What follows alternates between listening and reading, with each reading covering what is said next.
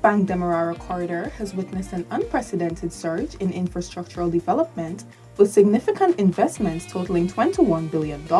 This progress has paved the way for the long-awaited availability of thousands of house lots for Guyanese citizens.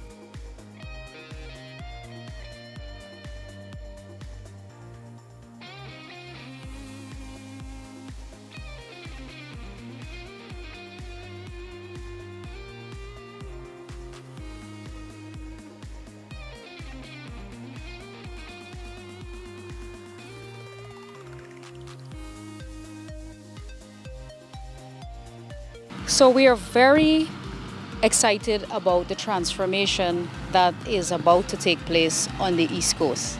I'm particularly excited myself because I have this unique opportunity now to see the transformation from cane field to thriving, sustainable communities. We saw President Ali, when he was minister, do this on the East Bank, and he told us stories about how when he went to see the land that is now Eccles, water was almost to his chest, and that's how difficult the areas where the land was to develop. But yet we were able to conquer that, and now we see examples of thriving housing schemes like Eccles and Diamond on the East Bank. So it's a similar undertaking here on the East Coast. The Central Housing and Planning Authority is overseeing 59 infrastructural projects on the East Coast. Minister Susan Rodriguez recently visited the Two Friends housing development, assessing the progress of the works. These include the construction of roads, culverts, bridges, and utility networks.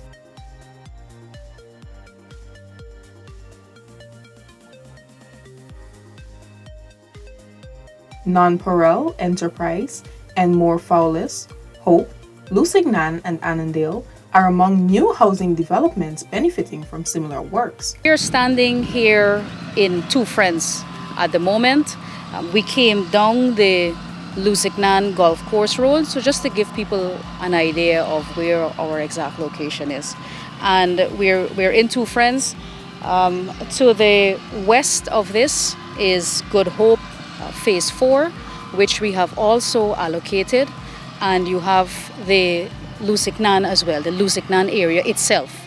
We have Monrepo at the back here as well, Annandale, and these are areas that we have allocated from 2020 to now.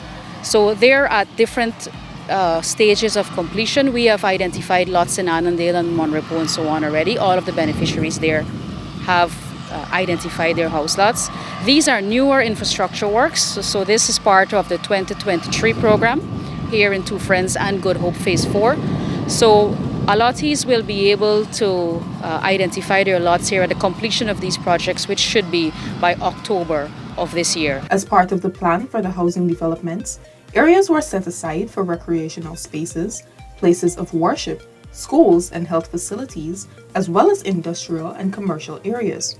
And I don't have to tell you what this does for the construction sector, for the creation of jobs, and also to stimulate the economy, wholesale, retail sales, and of course we have the Enmore industrial site as well, which will see a lot of commercial and industrial activity there, which is very good for job creation and in breathing new life into these communities. So the East Coast is by no means isolated from Georgetown or from the East Bank.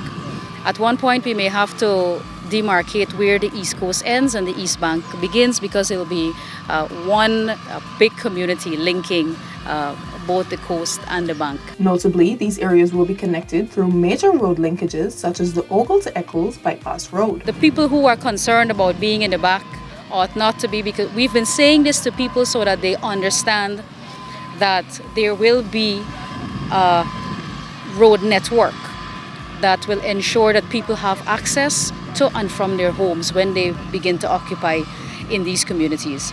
So the Aubrey-Barker Road link, will take them from the East Coast straight into Georgetown.